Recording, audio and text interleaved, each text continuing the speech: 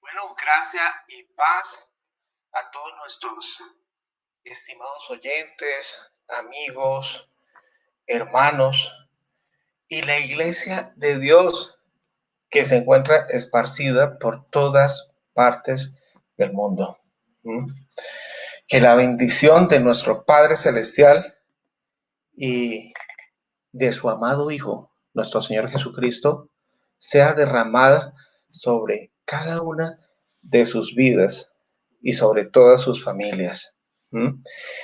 Les habla Henry Jaime Martínez y el día de hoy, mis estimados hermanos y amigos, vamos a hablar de un tema de suma relevancia. Y se llama ¿significa la Shema de Deuteronomio 6:4 o unidad compuesta? Curiosamente, hermanos, pues este es uno de los versículos más monoteístas que se encuentran en la Santa Palabra de Dios. No obstante, es utilizado por muchísimos trinitarios y enoteístas en un intento de demostrar una pluralidad en este texto. Bueno, pero vamos primero que todo, sí, a elevar una oración a nuestro Padre Celestial para que sea Él el que dirija este estudio, para que Él nos proporcione la suficiente sabiduría para poder entender su santa palabra.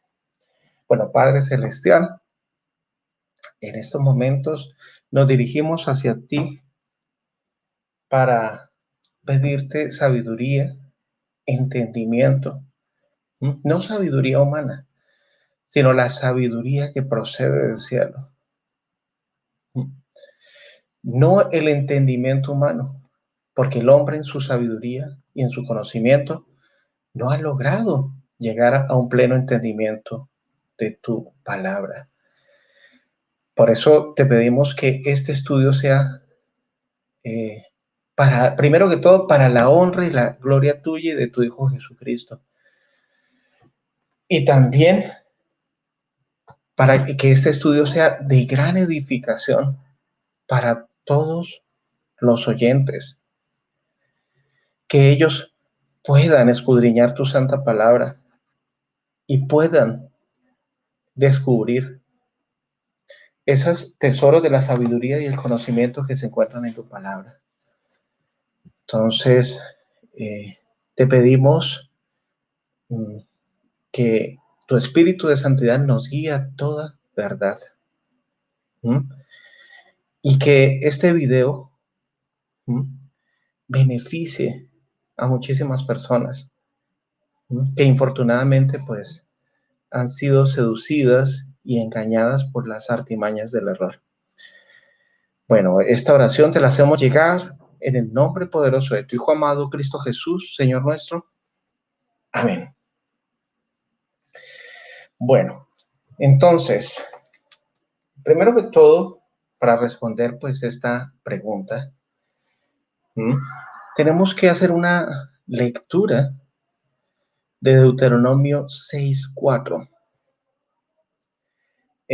Bueno, aquí se encuentra en hebreo la Shema, ese oye, ¿sí? Esa advertencia que Dios le dio a Israel, ¿sí? Cuando tan pronto impartió sus mandamientos, sus leyes, sus estatutos, y esta oración era muy común dentro del pueblo de Israel, ¿sí? Y era la Shema. Se le llama Shema porque es el oye, ¿sí? Y dice en hebreo, Shema Yisrael, Yahweh Elohim, Yahweh Ehad. Esa es la fonética es decir, la pronunciación de Deuteronomio 6:4, cada una de estas palabras hebreas. Y significa, la transliteración es: Oye Israel, Yahweh nuestro Dios, Yahweh uno. Quizás algunos se preguntarán, bueno, ¿por qué lo están leyendo así? Porque es que en nuestro idioma español nosotros leemos de izquierda a derecha, pero en hebreo se lee de derecha a izquierda, ¿sí? Y no solamente en hebreo, sino en otras lenguas orientales. Bueno, entonces empecemos. Primero que todo debemos empezar con el análisis, ¿no? ¿Ah? Y de esta Shema, de esta expresión tan significativa, no solamente para el pueblo de Israel, sino también para nosotros los cristianos. ¿Mm? Los israelitas devotos que son pues estrictamente monoteístas, citan este texto pues al menos 2 veces al día, ¿no? ¿Ah? Y pues no ven nada en este versículo que da a entender que Dios sea más de una persona. ¿Mm? Sin embargo, este versículo es utilizado por los trinitarios, ¿no? Especialmente para apoyar la idea de un Dios plural. ¿Mm? Bueno, cuando estábamos leyendo estas 6 palabritas, nos encontramos con, nos encontramos con esta palabrita que es ehad. Ehad. Esa palabra es traducida uno, ¿no? Para los israelitas, esta palabra denota completa singularidad. ¿Ah? Mientras que pues algunos, o no decir algunos, sino muchísimos trinitarios, la ven como una palabra que denota pluralidad en una unidad compuesta. ¿Se pueden imaginar ustedes, hermanos? ¿Mm? Es decir, la lectura que ellos hacen en en este pasaje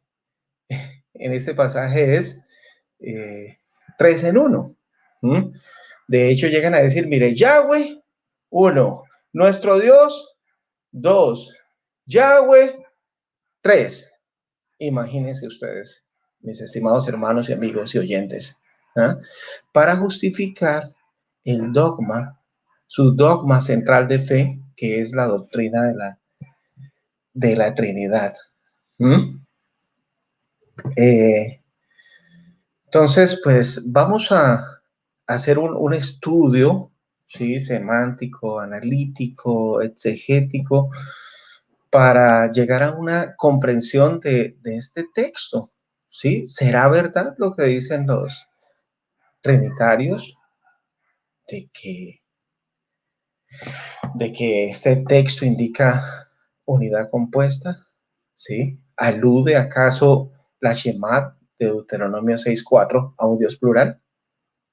¿Mm? Por otra parte, los enoteístas monólatras, bueno, voy a explicar eso, es una creencia contemporánea de que enseñan que sí se les rinde devoción exclusiva al único Dios Padre, ¿eh?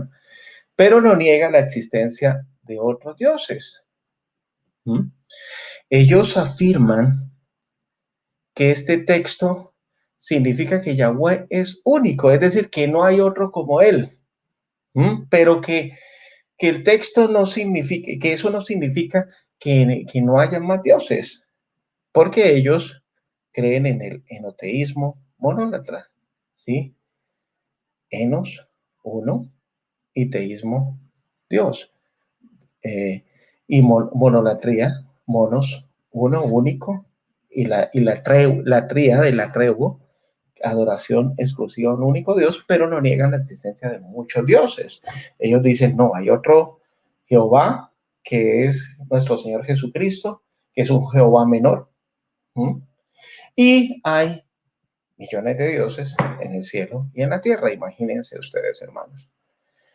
Es decir, que ellos no niegan que este pasaje de Deuteronomio 6:4, ¿sí?, aluda al Padre. Pero ellos dicen que Had aquí significa único, es decir, que no hay otro como él. Es decir, le dan su interpretación, su propia interpretación privada, como lo vamos a ver más adelante, hermanos.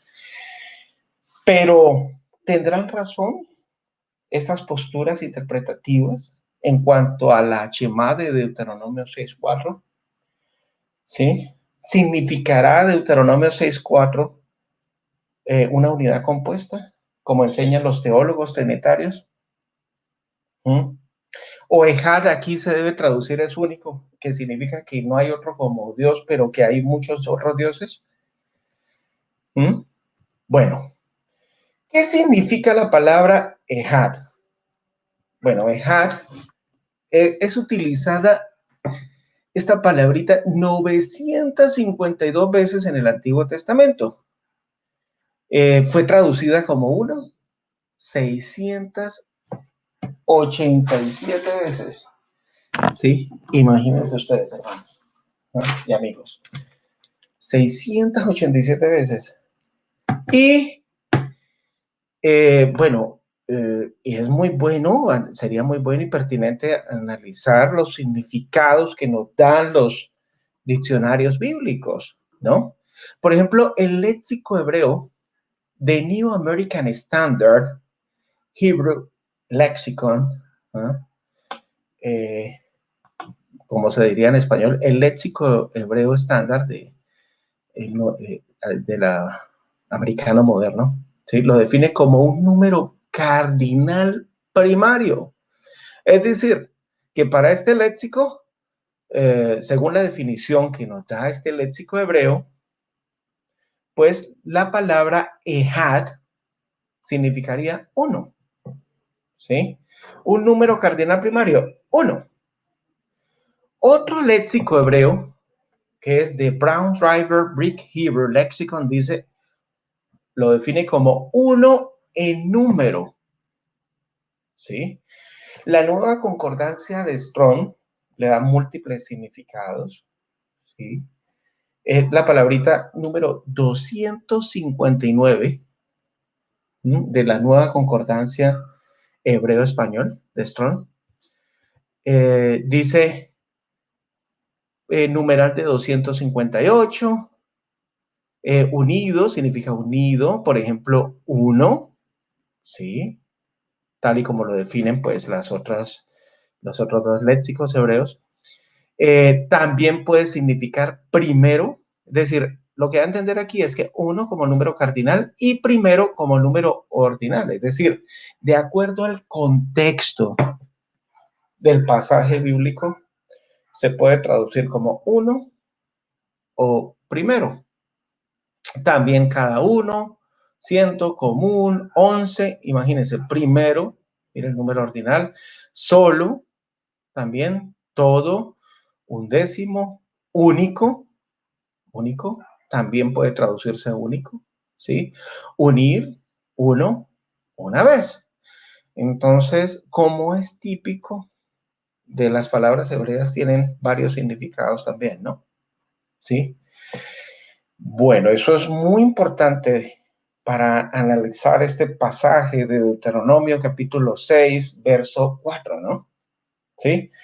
Sí, la nueva concordancia de Strong es una de las concordancias más utilizadas, más ampliamente utilizadas por el cristianismo y la cristiandad en particular, ¿sí? Y es necesario destacar de que es un texto de gran erudición, ¿sí?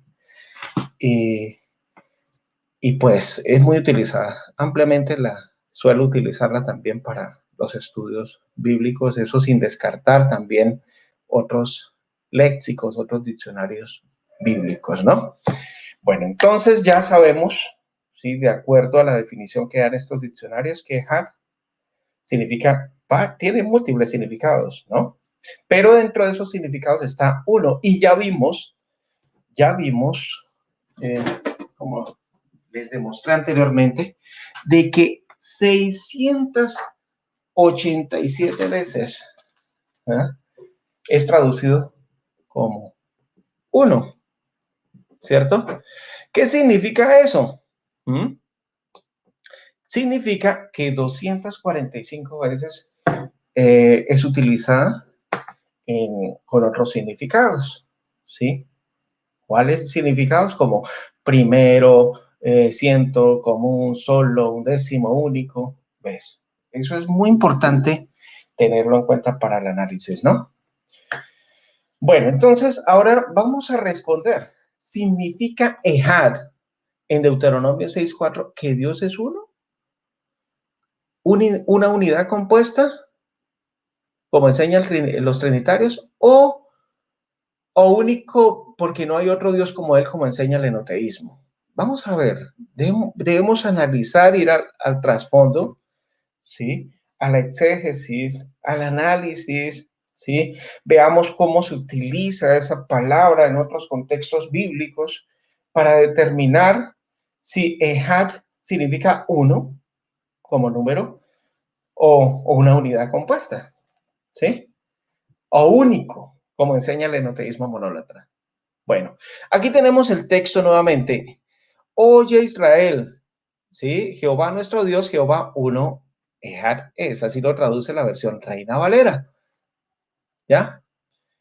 Bueno, para poder responder la pregunta tenemos que analizar otros textos donde aparece la palabra hebrea Ehad. ¿Ah? Bueno, por ejemplo, en Génesis 27:38, dice lo siguiente: no tienes más que una, ahí la palabra Ehad, sola bendición, Padre mío. Bendíceme también a mí, Padre mío. Y alzó Esaú su voz y lloró. Bueno, en el contexto podemos darnos cuenta de que Jacob lo había suplantado, porque le había vendido su primogenitura por un plato de lentejas. Y por eso Jacob lo suplantó, se hizo pasar por Esaú. Y después Esaú sí llegó. Pero ya su papá, su padre no podía bendecirlo porque ya había impartido la bendición sobre su otro hijo. Y por eso dijo, no tienen más que una sola bendición, Padre mío. Ahí se está hablando de uno en número, ¿cierto?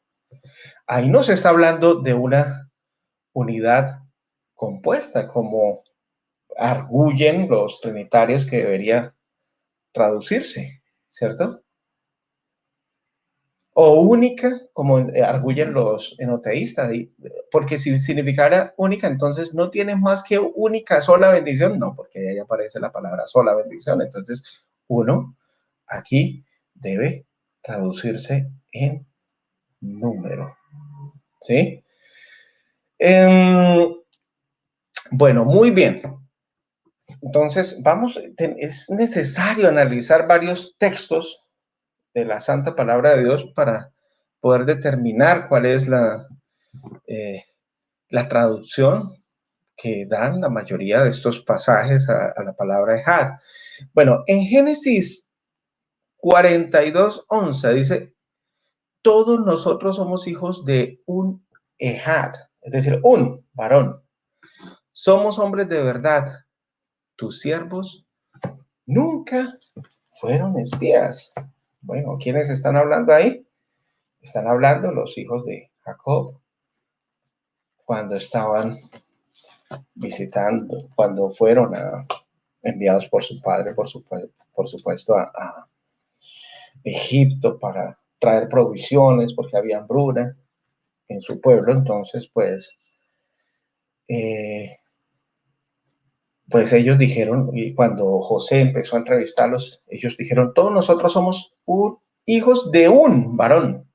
Ahí no se refiere a una unidad compuesta, ahí se refiere a un varón, uno en número. Ahí no se referiría, si realmente Ehad significara unidad compuesta, entonces eso implicaría de que entonces se tendría que traducir, todos nosotros somos hijos de una eh, un grupo de varones. No, no, ahí habla de un varón. No habla de dos ni de tres.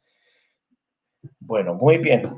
Esto es muy importante que ustedes lo entiendan. ¿Mm? ¿Por qué? Porque el contexto de cómo se usa una palabra en la Biblia es más valioso que cualquier definición, ¿sí?, da a esa palabra. ¿Ah? ¿Ves? Entonces, cuando los escritores de la Biblia hebrea querían distinguir algo como uno, en lugar de dos o tres, usaban la palabra ehad. ¿Sí?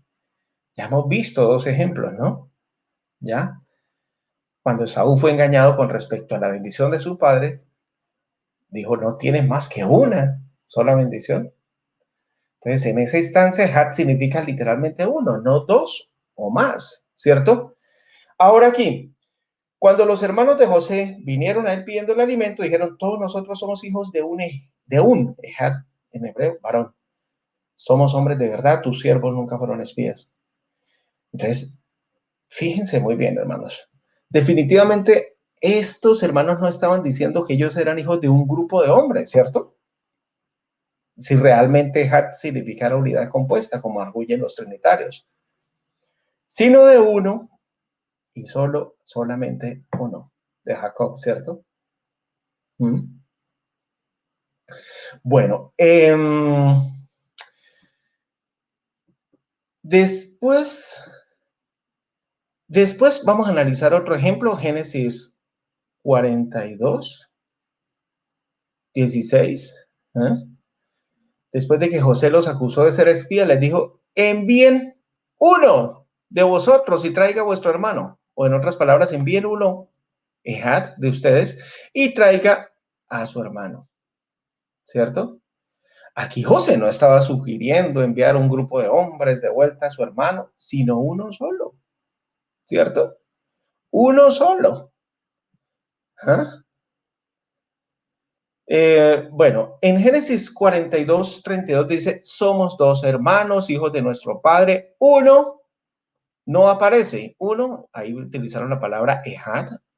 Y el menor está hoy con nuestro padre en la tierra de Canaán.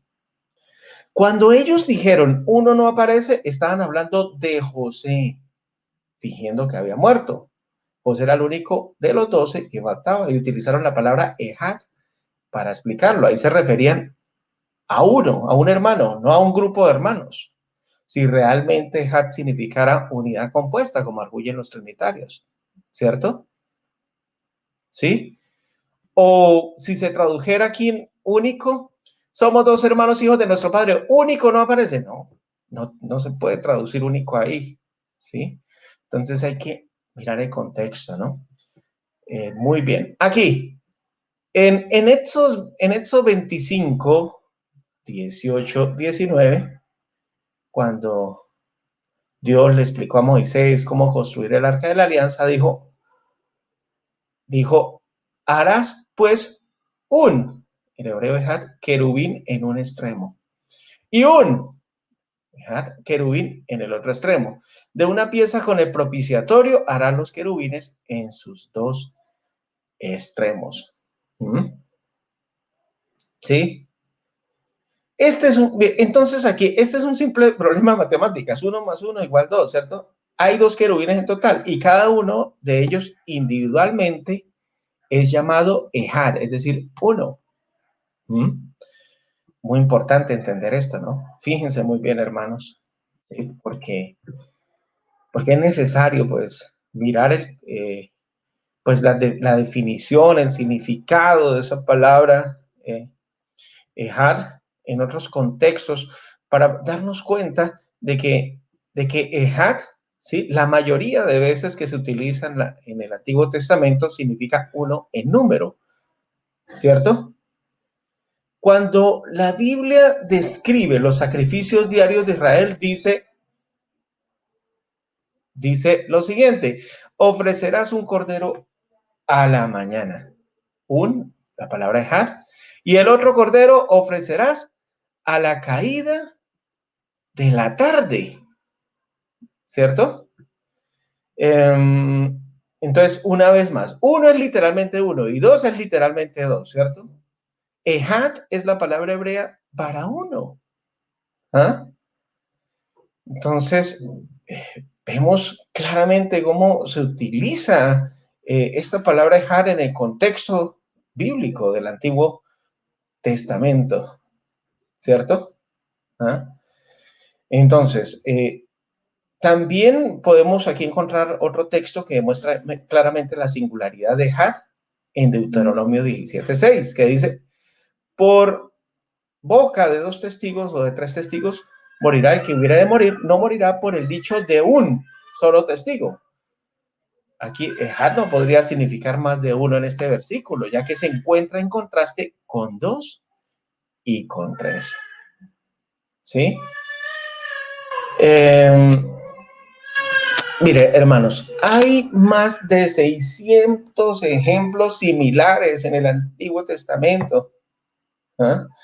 Pero simplemente me limité a los pocos ejemplos significativos enunciados aquí en este estudio, tan solo para demostrarles que la mayor parte de veces, o la mayoría de veces, pues, Had es utilizado como el significado de uno en número, ¿sí? Entonces, es muy claro, ¿no? Entonces,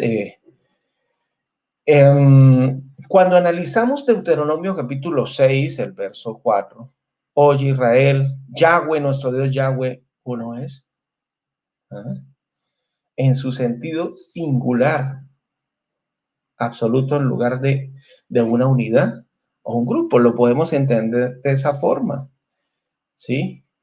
No hay que tener preconceptos o sesgos religiosos para poder hacer la lectura correcta de un pasaje bíblico, ¿sí? Imagínense, como les decía que hacen los trinitarios, de que Jehová, uno, un Jehová, nuestro Dios, otro, Jehová, uno es, bueno, entonces tres en uno. No, no, no, no, no, no. Sí, la mayor parte de veces que se utiliza, o la mayoría de veces que se utiliza la palabra ejad en el Antiguo Testamento, y vuelvo y repito, para que quede grabado en sus mentes, en sus corazones, la mayoría de veces uno, o la palabra ejad, significa uno en número, ¿sí? Entonces, en Deuteronomio 6:4, ¿ah?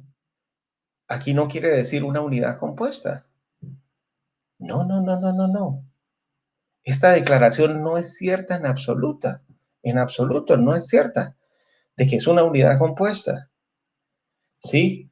No le podemos meter a la santa palabra de Dios filosofía, ¿no? De hecho, hay un concepto filosófico que habla de una unidad dentro de una multiplicidad.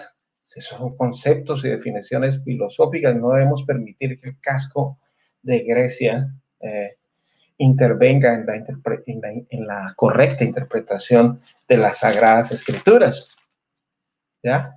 Ahora, fijémonos lo que dice aquí Colosenses capítulo 2, verso 8.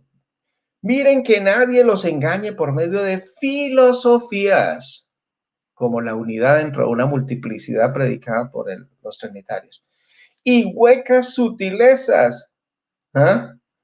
Huecas sutilezas o interpretaciones privadas como las que dan los enoteístas monólatras de que dicen que no, que Jada ahí significa único, pero eso no significa que no haya más dioses. Imagínense ustedes.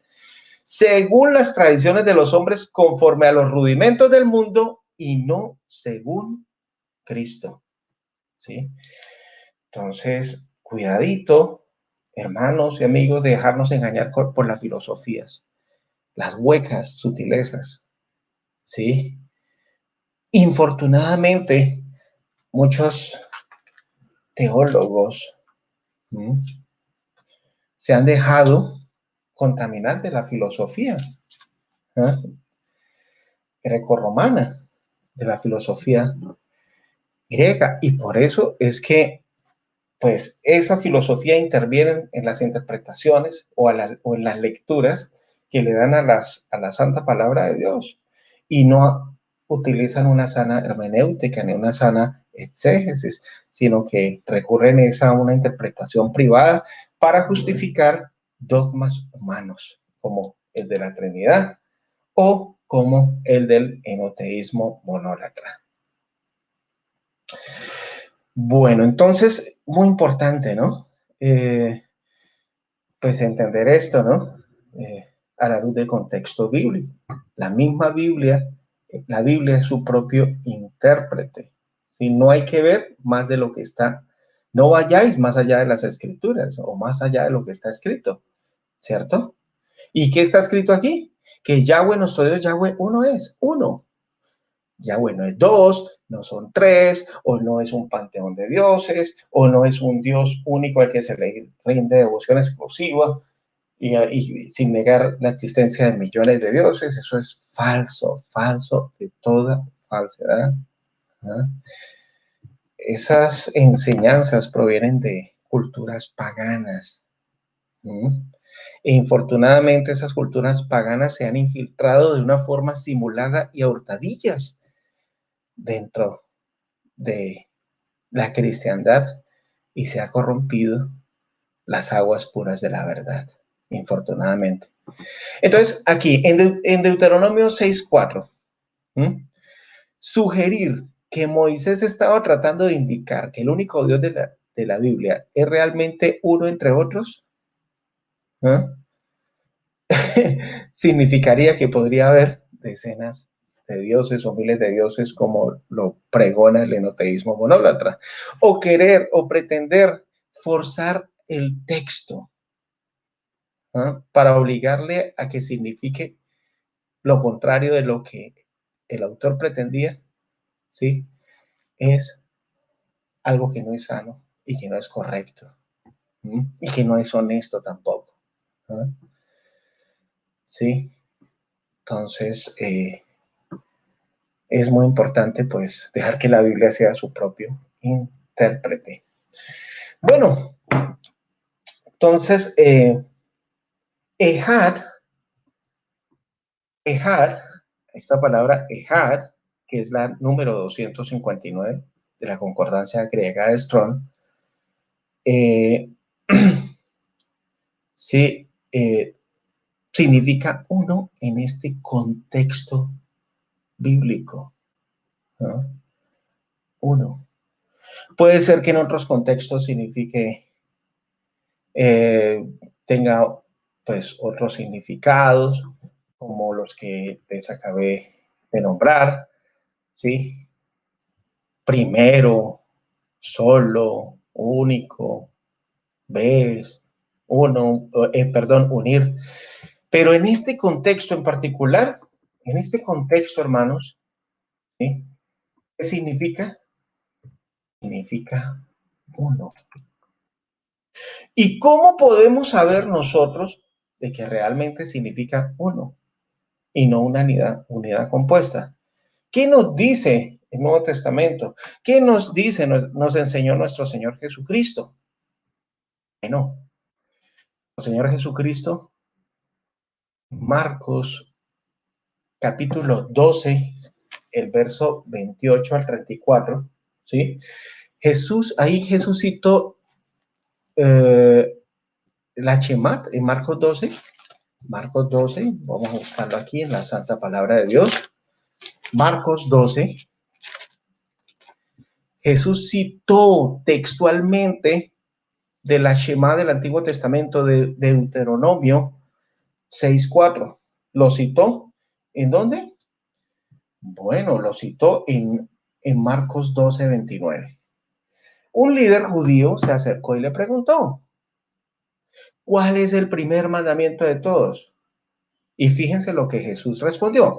El primer mandamiento de todos es, citando de la Shema de Deuteronomio 6:4, oye, oh Israel, el Señor nuestro Dios, el Señor uno es.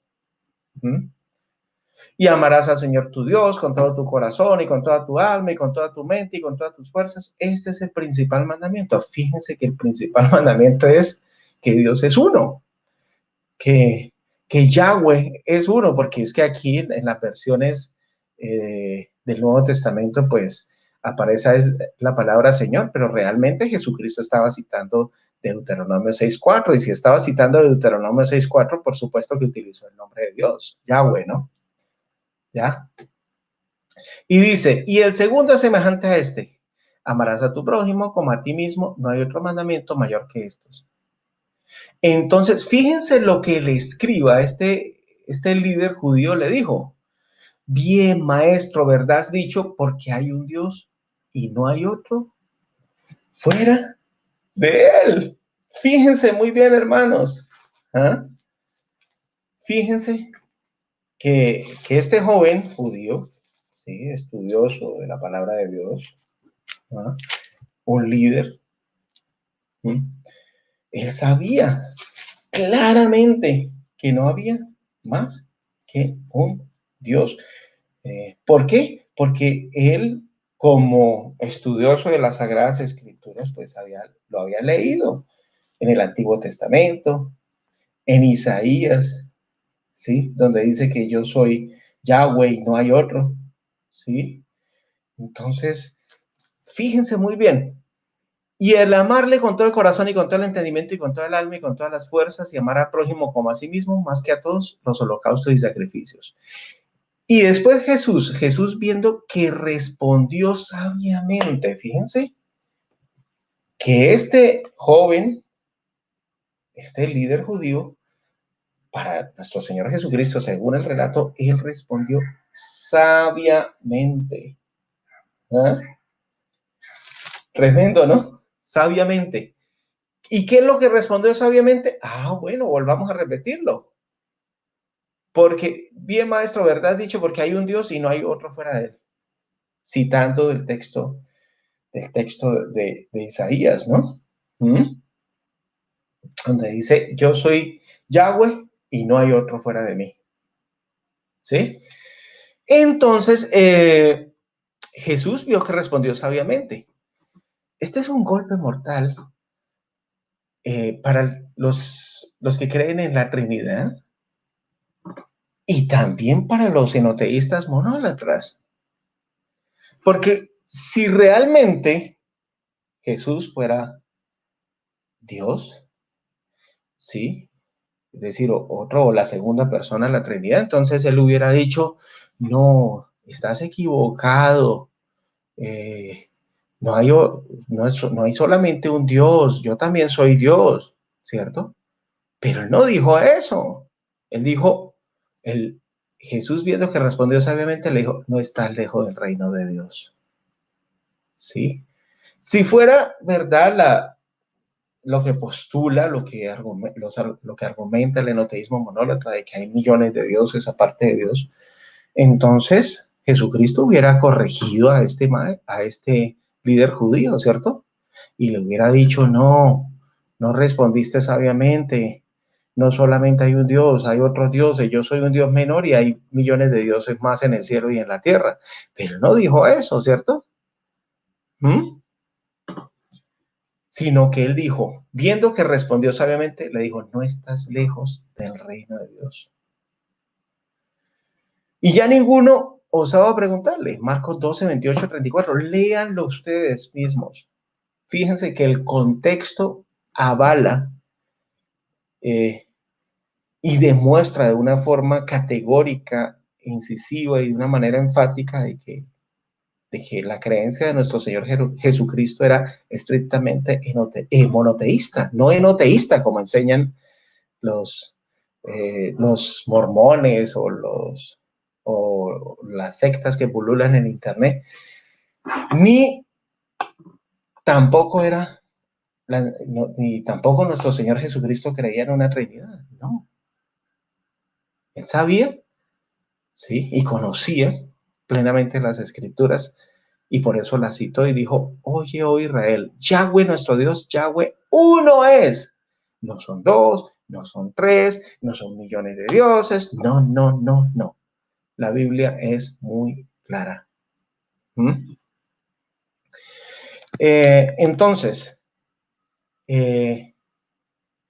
Jesús citó Deuteronomio 6:4 y luego el escriba comentó sobre este verso. Hay un solo Dios y no hay otro fuera de él. Aquí encontramos que este judío entendía que Deuteronomio 6:4 quiere decir hay un solo Dios y no hay otro fuera de él. ¿Mm? En caso de que los trinitarios no estén seguros de si cada indica singularidad exclusiva o no, este judío utilizó un lenguaje muy preciso y exclusivo. Fíjense ustedes. 3 declaraciones indican singularidad. Él dijo, hay un solo Dios y no hay otro. Es decir, que este líder judío entendía que Dios es un ser individual singular y que no había otro fuera de él. ¿Mm? Como lo enseña claramente Isaías, ¿no? Al comparar este versículo con Juan 8:54 encontramos una conexión interesante. Aquí Jesús estaba dialogando con los líderes judíos cuando dijo, si yo me glorifico a mí mismo, mi gloria nada es, mi Padre es el que me glorifica, el que vosotros decís que es vuestro Dios. Cuando un judío, un israelita dice Dios, se está refiriendo a la persona que Jesús identificó como su Padre. Y este versículo demuestra que Jesús sabía que los judíos comprendían esto, ¿cierto? En Marcos 12:32 es evidente que el escriba entendió que Deuteronomio 6:4 se refería exclusivamente a Dios el Padre, como el único y verdadero Dios, y que aparte de él no hay ningún otro. Por eso nuestro Señor Jesucristo le dijo que ha respondido sabiamente, no está lejos del reino de Dios. Si no, Jesucristo lo hubiera corregido, ¿cierto? Pero no lo corrigió, ¿sí? Sino antes lo elogió. Bueno, muy importante. Sin embargo, a pesar de las múltiples evidencias que demuestran que la palabra Ejad en Deuteronomio 6:4 significa uno, en número, ¿sí? Hay una voltereta trinitaria. ¿Cómo así voltereta? Bueno, ellos tratan de voltear, como se diría en mi país, la arepa, voltear para que el texto, para forzar al texto a que diga lo que ellos creen. Entonces, ellos citan algunos textos bíblicos. ¿No? ¿Para qué? Para, pues, darle validez a su postura doctrinal, ¿no? ¿Mm? Bueno, entonces el primer texto que ellos utilizan es el de Génesis 2:24. ¿Ya? ¿Qué dice ese texto? Por tanto, dejará el hombre a su padre y a su madre y se unirá a su mujer. Y será una, ahí como se utilizó la palabra Ejad, sola carne. Entonces ellos dicen, mire, ahí hay una unidad dentro de una multiplicidad, porque se está hablando de dos, pero dicen que son una sola carne. ¿Eh? Entonces, pues los trinitarios utilizan este texto bíblico, ¿eh? Para afirmar de que Ejad significa más que uno, en Génesis 2:24, ¿no? Ellos utilizan este versículo para tratar de probar que Ejad no significa uno en Deuteronomio 6:4, sino una unidad compuesta. ¿Ah? Sin embargo, pues el versículo no dice que un hombre y una mujer se convertirían en un ser humano, ¿cierto? Ahí no dice eso. Ni dice que iban a convertirse en una persona ni en un solo ser, aunque el hombre y la mujer se convertirían en una sola carne. Aunque se convertirían en una sola carne, todavía serían dos personas, dos seres y dos seres humanos, ¿cierto? ¿Ah? Ahí no dice que se convertirían los dos en un ser humano, no, no, no, no, no, no, no, no, no hay que darle una voltereta para justificar una doctrina que no es bíblica. ¿Mm? Tampoco iban a estar unidos entre sí para convertirse en un cuerpo de carne, ¿cierto? Más bien el propósito es convertirse en una familia, ¿sí? Entonces, por eso es que ellos ahora utilizan el término familia dentro de la Trinidad, ¿no? Bueno, muy bien. Eso es muy necesario entenderlo. Otro pasaje de las Sagradas Escrituras que utilizan, pues, los trinitarios, ¿no? Los teólogos trinitarios, es el siguiente. Bueno, entonces se encuentran en Génesis 1:5. Dice, y llamó Dios a la luz día y a las tinieblas llamó noche. Y fue la tarde y la mañana el primer día. Entonces, este versículo lo utilizan los trinitarios para tratar de demostrar una unidad compuesta en la palabra Ejad, aquí en Génesis capítulo 1, el verso 5. ¿Ah? Entonces se argumenta que dado a que un día se compone de dos partes, la parte oscura y la clara, que la palabra Ejad tiene el significado de unidad compuesta o un compuesto de partes. Pero una vez más, este argumento es una falacia, es erróneo, está equivocado. ¿Por qué? Bueno, porque Ejad todavía significa uno en este versículo, ¿sí?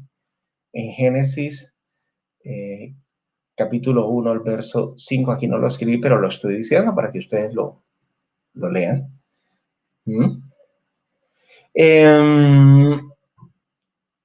Ejad aquí todavía significa uno en este versículo. Mire, la parte compuesta de la declaración, primer día, no es uno, sino día. Los siguientes versículos hablan del segundo día, el tercer día, el cuarto día, etcétera, etcétera, etcétera. Léenlo, hermanos y amigos, en Génesis 1, ¿sí? Entonces, ahí se puede notar el contraste que existe entre 1, en Génesis 1:5, y los otros números. Entonces, ahí se refiere a un número cardinal, no a una unidad compuesta como arguyen pues los trinitarios. ¿Mm? Ellos no podrían decir que aquí significa, aquí en Génesis 1:5, y llamó Dios a la luz día, a las tinieblas llamó noche, y fue la tarde y la mañana un día, Ejad. Ellos no podrían interpretar esto como una unidad compuesta, porque entonces yo les preguntaría, ¿se va a argumentar que el segundo, tercero y también son palabras que significan unidad compuesta? Solo porque están seguidas por la palabra día, ¿cierto? ¿Ah? Entonces, estas son volteretas que utilizan los trinitarios para darle validez pues a su postura doctrinal de que Deuteronomio 6:4 significa una unidad compuesta. ¿Ah? Entonces, otra vez más, el contexto del pasaje. ¿Ah? Mire, por ejemplo, voy a darle los versículos para que ustedes los analicen. Génesis 1:5 dice, y llamó Dios a la luz día, y las tinieblas llamó noche, y fue la tarde y la mañana un día. Pero fíjense que más adelante dice en el versículo 8, y llamó Dios a la expansión cielos, y fue la tarde y la mañana el día segundo, ¿cierto? Fíjate que ahí se está hablando de un número ordinal, ¿no? De orden. Entonces, no podríamos argumentar entonces que también esto significa una unidad compuesta, ¿cierto? ¿Mm? Entonces, los trinitarios arguyen que día se compone de dos partes, la parte oscura y la clara, que la palabra Ejad tiene significado unidad compuesta, un compuesto de partes, ¿sí? Pero tan solo hay que mirar el contexto para darnos cuenta de que no es así, no es una unidad compuesta, ¿sí? Esas son posturas filosóficas que traen a colación dentro de pasajes bíblicos para darle validez a sus tesis doctrinales, ¿no? ¿Mm? Bueno, muy bien, muy importante. Aquí hay otros pasajes bíblicos eh, que ellos que también utilizan pues los trinitarios para decir, mira, aquí este significa esto y esto y esto. O significa una unidad compuesta, ¿sí? Pero siempre que se analiza el contexto, podemos darnos cuenta que la palabra ejad significa uno. No significa dos, ni tres, ni muchos. ¿Ya? Bueno, y aún así, aún explicándoles, se les explica a estos y se les contrasta con muchos pasajes, pero ellos dicen que no, que en el hebreo existe la palabra yashid, pronunciada yakid, y esta palabra indica uno y único, solitario, que traduce al español como único, que es una palabra que implica una unidad indivisible en oposición a la unidad compuesta implicada por la palabra ejad. Y ponen ejemplos como, por ejemplo, Génesis 22:2. Génesis 22:2 dice lo siguiente: y dijo, toma ahora tu hijo, tu único, Isaac, quien amas, y vete a la tierra de Moria y ofrécelo allí en holocausto sobre uno de los montes que yo te diré. Entonces, ellos dicen, bueno, también aquí significa uno y único. Entonces, la voltereta trinitaria es que si Deuteronomio 6:4 quisiera decir que Jehová es uno, único y solitario, entonces que ahí, pues, el texto no diría Ejab, sino Yakir, ¿cierto? Y dan también otros textos bíblicos como Proverbios 4:3, Zacarías 12:10 para formular su postura doctrinal. Que ellos dicen que nosotros como opositores de la Trinidad esperaríamos encontrar la palabra Yakid para describir a Dios, especialmente en la declaración monoteísta por excelencia de Deuteronomio 6:4. Sin embargo, la palabra que se usa en Deuteronomio 6:4 no es la que no es las que nosotros desearíamos ver, dicen la voltereta trinitaria, sino que es Ejad, ¿sí? Pero fíjense muy bien, hermanos, ¿sí? En todos estos pasajes bíblicos, ¿ah? Y no solamente en esto, sino hay 600 más, más de 600 pasajes bíblicos en los que Ejad significa uno en el Antiguo Testamento, ¿cierto? Entonces, si bien la palabra Yakir significa único, ¿sí? Lo que se quiere dar a entender aquí en el pasaje de Deuteronomio 6:4 es que Jehová es uno. Solo hay uno, no hay más. No hay más dioses. Señores genoteístas, no hay más dioses, solamente hay uno. ¿Sí? Señores trinitarios, no, Dios no son tres personas, es uno solo. ¿Sí? No hay que darle vueltas al asunto, no hay que ponerle volteretas al asunto a Deuteronomio 6:4 para forzar el texto a que diga algo que realmente no dice. ¿Eh? Eso por un lado. Ahora, también, bueno, ¿por qué? Quizás dirán algunos, ¿por qué la voltereta de la Trinidad trinitaria? Bueno, porque como ellos tienen la Trinidad como su dogma central de fe, pero que como hemos estudiado, pues la Trinidad proviene de culturas paganas. En todas las culturas paganas se adoraba tríadas de dioses. Entonces, ellos creen en la doctrina de la Trinidad como dogma de fe, y si aceptaran de que Deuteronomio 6:4 se refiere, esa palabra significara uno, entonces se les derrumbaría la doctrina, se caería la doctrina principal de su fe, de que Dios es una Trinidad. ¿Ya? Próximamente en un estudio estaremos hablando sobre las raíces de la doctrina de la Trinidad, pero solamente quería traer a colación esto para demostrar de que por qué la razón de la voltereta trinitaria. Ahora, la voltereta enoteísta. Bueno, en la voltereta enoteísta, pues hay una mezcla de verdad con mentira e interpretación privada para justificar su dogma de fe de los millones de dioses en el cielo y en la tierra. Imagínense ustedes. Bueno, sí, entonces esto fue extraído de un librito escrito por el señor Tito Martínez, en el cual avala su posición doctrinal acerca del enoteísmo monólatra. ¿Sí? Pero vamos a analizarlo. Bueno, entonces él dice que hoy Israel, Yahvé, como lo llama él, dice que no es Yahweh ni Jehová, sino Yahvé. Nuestro Dios Yahvé único es.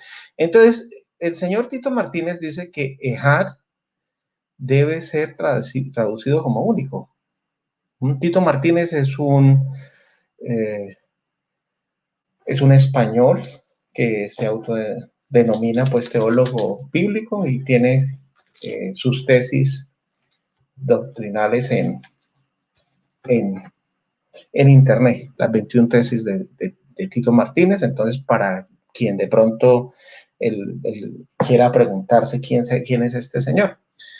Bueno, entonces él, bueno, cita también, mire, cita de la concordancia de Strong, Ejad, mire los significados, los que ya analizamos. Él dice, bueno, Ejad significa uno, pero también significa único. Entonces, él dice, aquí en la Shema de Oye Israel, Yahvé nuestro Dios, Yahvé único es. Entonces dice que la traducción debe ser único. ¿Sí?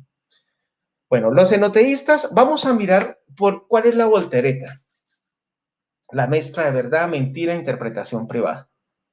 Los enoteístas dicen que en este pasaje no dice por ninguna parte que solo exista un Yahvé.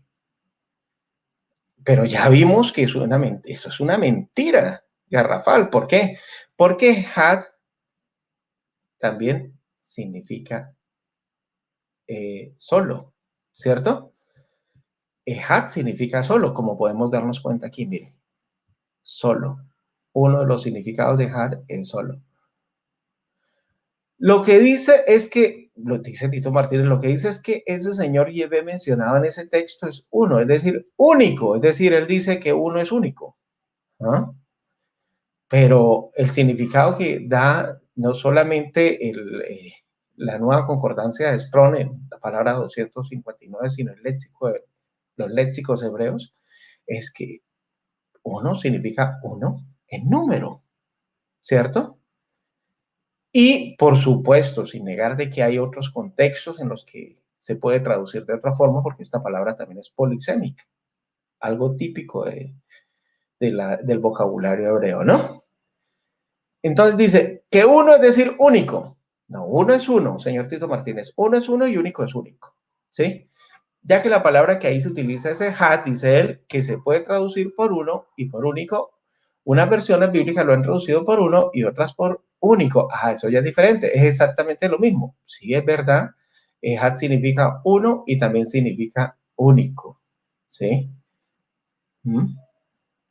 Pero... Pero aquí la mentira que dice, entonces dice, bueno, parece contradictorio, ¿no? Pero no lo es. La mentira de Ehad, ¿sí? Lo que dice aquí Tito Martínez es que en este pasaje no dice por ninguna parte que solo exista un Yahvé. Es decir, como él habla de dos Yahvés, que un Jehová mayor y un Jehová menor, la misma tesis doctrinal de Cash Luna, del pastor Cash Luna, el falso pastor Cash Luna, ¿sí? Entonces él también pregona esto, ¿no? De Jehová Junior, es decir, pero lo explica con otras palabras, ¿no? Que el Jehová mayor y el Jehová menor. Bueno, entonces él dice que aquí que en ninguna parte que solo existe un Yahvé, ahí no indica que solamente existe un Yahvé, que ahí puede hablar de varios. Imagínense ustedes, hermanos. Bueno, sigamos. Es decir, lo que dice simplemente la Shema es que ese Dios es uno y además es único. Sí, sí es verdad, es uno y es único. Jesucristo dijo que te conozcan a ti, el único Dios verdadero, le dijo al Padre, ¿cierto? ¿Mm? Y un único también es una de las traducciones de Har. O dicho en otras palabras, es un Dios supremo, no hay otro Dios igual a él. Aquí es donde ya le mete la interpretación privada. ¿Por qué el señor Tito Martínez le mete la interpretación privada? Porque él cree que hay un Dios supremo mayor, que es Yahweh, eso es cierto, pero que hay un Jehová menor, ¿sí? Que es Jesús, eso es falso. Jesucristo es el Hijo de Dios. ¿Mm? No otro Dios, ni otro Yahvé, como él lo llama, menor. No, no, no. ¿Sí? Y que hay millones de dioses en el cielo, ¿sí? Que son los seres espirituales, o los ángeles, los serafines, querubines, los 24 ancianos, los 4 seres vivientes, a los que la Biblia los llama dioses también. Imagínense ustedes, semejante interpretación privada. La Biblia no es de interpretación privada, hermanos. Pero él, como él cree en eso, entonces él dice no, es que es un Dios supremo, no hay otro Dios igual a él. Entonces, la interpretación que él le da es que no hay otro Dios como él, pero eso no significa que no haya más dioses. Interpretación privada, dice, pero el texto no niega la existencia de otros dioses, ni tampoco niega la existencia de otro Dios inferior llamado Yahvé. Interpretación privada. Y yo le digo, no. Entonces, ¿por qué ahí dice, oye Israel, Yahweh nuestro Dios, Yahweh uno es? ¿Qué significa? Que no hay más dioses. Y eso concuerda con lo que enseña el apóstol Pablo en Primera de Corintios 8:4. No hay más que un Dios. ¿Ya? Dice, pues aunque hay algunos que se llamen dioses, sean el cielo en la tierra, el hecho de que se les llame dioses o señores no significa que lo sean, como las culturas paganas que adoraban dioses, eran politeístas, ¿sí? Enoteístas como los hinduistas, los griegos y los romanos. Pero el hecho de que lo llamen dioses no significa que lo sean. Dice, como hay muchos dioses y muchos señores. Este señor Tito Martínez, él cita el texto de como hay muchos dioses y muchos señores y lo aísla de su contexto. Porque el contexto dice, aunque hay algunos que se llamen dioses en el cielo o en la tierra, ¿cierto? Para nosotros, sin embargo, hay un Dios, o solo hay un Dios. El Padre. El apóstol Pablo era monoteísta. No era ni enoteísta monólatra, como enseña el señor Tito Martínez, ni el apóstol Pablo creía en una Trinidad, como enseña el catolicismo y la mayor parte de las iglesias evangélicas de la cristiandad, ¿sí? Como enseñan los adventistas, los mormones y la mayoría de las iglesias de la cristiandad, no, ¿sí? Entonces, el apóstol Pablo era monoteísta, él creía en la existencia de un solo Dios. No hay más que un solo Dios, 1 Corintios 8:6, el Padre, ¿no? No hay más que un Dios, él mismo lo dijo 2 versículos antes, 1 Corintios 8:4. Jesucristo enseñó que te conozcan a ti, el único Dios verdadero. Si Jesucristo fuera otro Dios coeterno, como enseña el enoteísmo monólatra, entonces estaría mintiendo. Y Jesucristo nunca mintió, nunca se halló engaño en su boca, dicen las Sagradas Escrituras. ¿Sí? Pero entonces ellos, para darle la voltereta enoteísta, no, es que significa que no hay otro como Dios, como él. No, no, no, no, no, no, no, no, no. Eso es una voltereta. ¿Ya? La palabra hebrea que ha sido traducido por uno es ejad, dice Tito Martínez, que significa uno o único. Sí, ¿cierto? Mira aquí dice uno, único. Es decir, lo que dice la Shema hebrea sencillamente es que ese Dios supremo se refiere solamente al Padre y este Dios Padre es uno y único. Sí, ¿es cierto? Pero después le mete la interpretación privada. Mire, No existe otro Dios como Él. Eso es interpretación privada, señor Tito Martínez. ¿Mm? ¿Por qué? Porque la Biblia no enseña de que haya otros dioses, como lo enseña usted, como lo enseñan el mormonismo, ¿no? Y como lo enseñan otras iglesias de la cristiandad. No, no, eso no es así. ¿Eh? Entonces, fijémonos muy bien, hermanos, es decir, esta es una artimaña muy común ¿sí? Pues las personas que han apostatado de la fe mezclan la verdad con el error y con la interpretación privada. Sí, se mezcla verdad, mentira e interpretación privada para tratar de dar una validez argumental a una postura doctrinal. ¿Sí? Y eso no es así. Entonces, ¿qué es lo que pasa? Bueno, entonces, porque si él cree, si él aceptara de que Ejad significa uno, ¿sí? En Deuteronomio 6:4, ¿no? De que solamente significa uno, de que solamente hay un Dios, entonces se le caería, se le derrumbaría su postura doctrinal. ¿Cuál es la postura doctrinal? De que hay un Yahvé mayor o un Jehová mayor o un Yahweh mayor, que es el Padre. También enseña de que hay un Yahvé menor o Jehová o Yahweh menor, que es Jesucristo, y que hay millones de dioses en el cielo y que hay muchísimos dioses en la tierra. ¿Sí? Se le caería esta tesis doctrinal. ¿Sí? Entonces, bueno, eso es todo por hoy. Espero que este estudio sea de gran edificación para cada uno de ustedes y por favor, siempre recurran al contexto bíblico. ¿Sí? ¿Qué nos enseña la Santa Palabra de Dios? Creamos a la Biblia, no a dogmas humanos, ¿sí? Producto de interpretaciones privadas de hombres, ¿eh? Que quieren, pues, retorcer las escrituras para su propia perdición.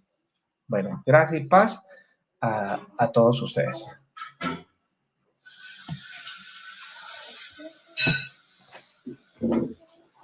Listo.